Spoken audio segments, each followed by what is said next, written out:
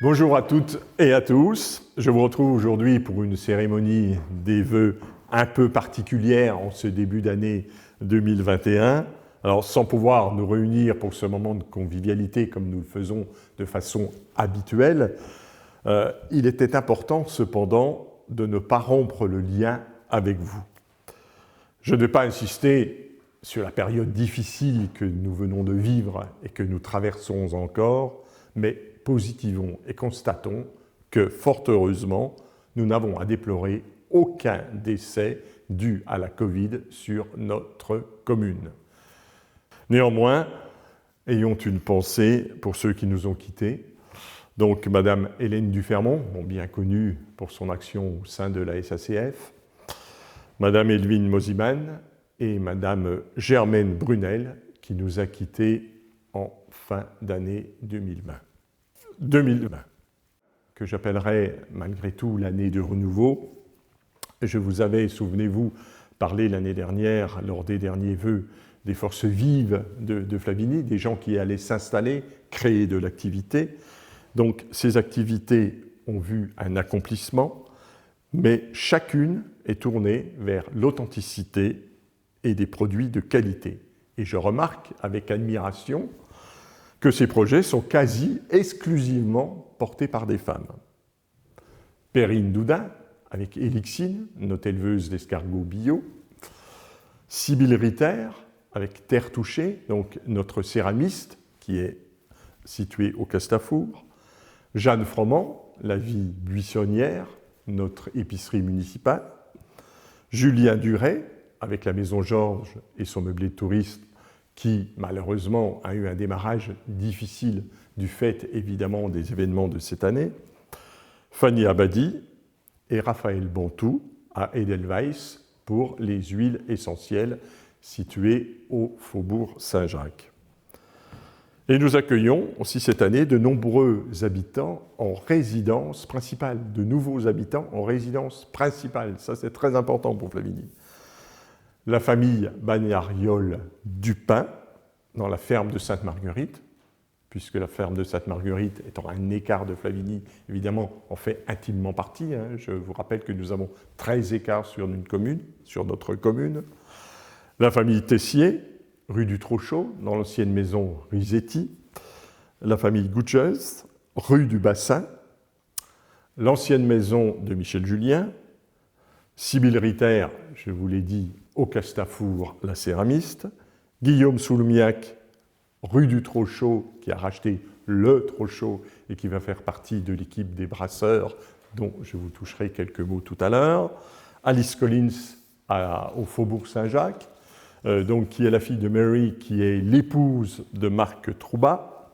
Élodie Perret, rue du Trochot, la compagne de notre ami David Meuniot.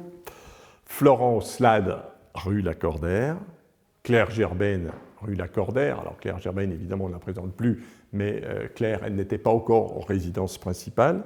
Et bientôt, Perrine Doudin, notre escargotière, qui va reprendre le logement communal de M. Garchet. Mais également de nouveaux habitants en résidence secondaire que nous accueillons tout aussi chaleureusement. La famille Boulan-Rakveka, place des anciennes Halles. Donc ça, c'est la maison de Mélanie au Picon, la maison Aubertin pour les anciens.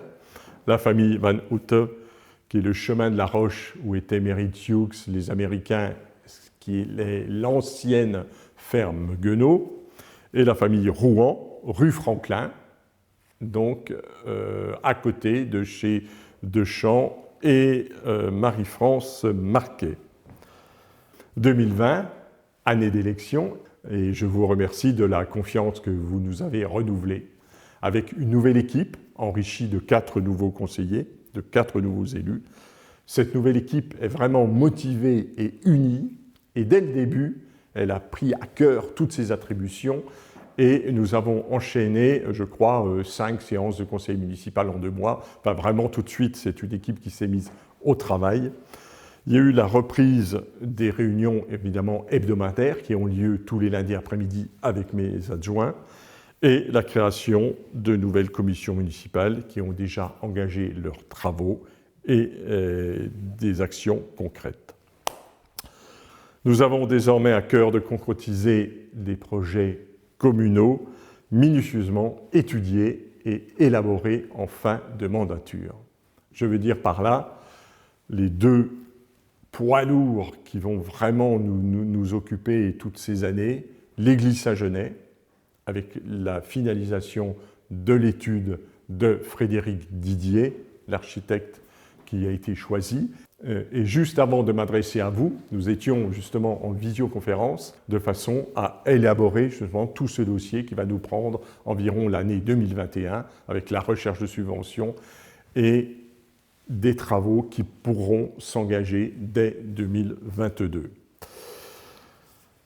Puis, évidemment, l'acquisition de la ferme des Faubourgs, ça vous le savez, nous avons racheté la ferme du Faubourg à Catherine Troubat et nous travaillons activement à l'installation d'une brasserie artisanale qui va voir le jour avant l'été 2021.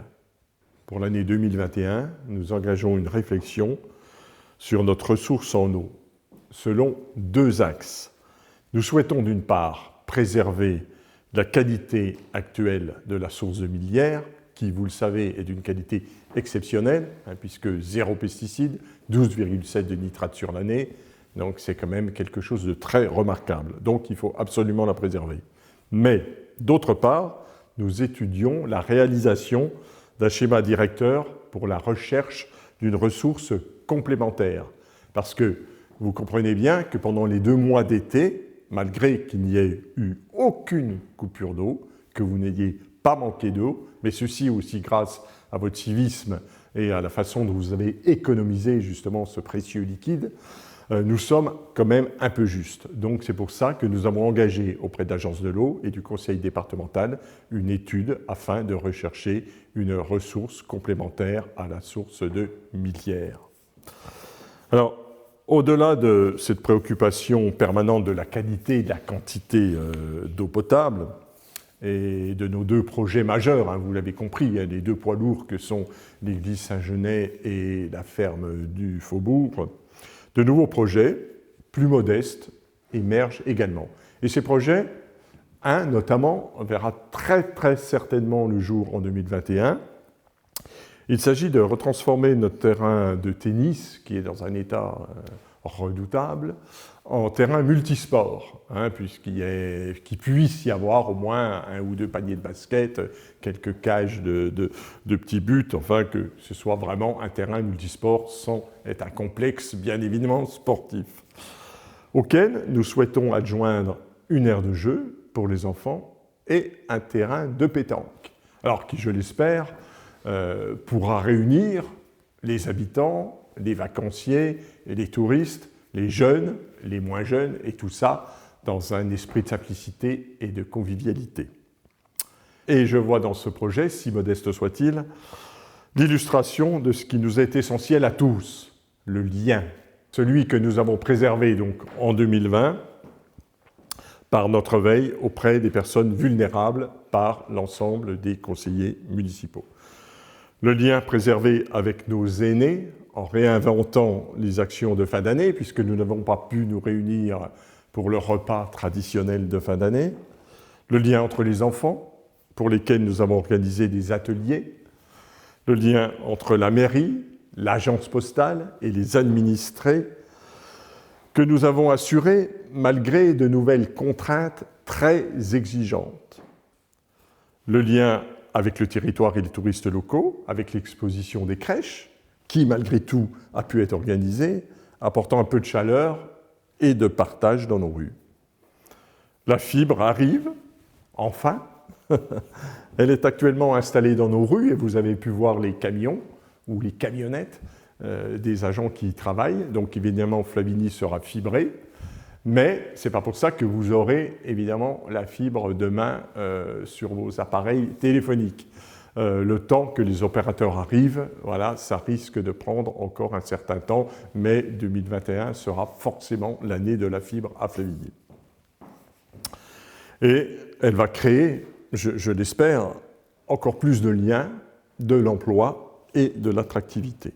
2020 fut une année tumultueuse durant laquelle aucun d'entre nous n'aura ménagé ses efforts. Je souhaite ici remercier nos agents, Nadège, Marilyn et Raphaël, pour leur dévouement assidu au service de la collectivité. Je remercie également mes adjoints, avec qui nous avons pu poursuivre un travail dynamique, positif, dans une ambiance bienveillante. Merci aux conseillers municipaux qui œuvrent chaque semaine pour améliorer notre qualité de vie communale. Merci aux membres des commissions communales. Merci aux associations qui animent ce lien qui nous réunit tous autour de Flavigny. Maintenant que mon équipe m'a rejoint, souhaitons pour 2021 que ce lien nous unisse au cœur de Flavigny, malgré nos différences ou grâce à elles, pour un Flavigny multiple, vivant et authentique. Prenez soin de vous et bonne année!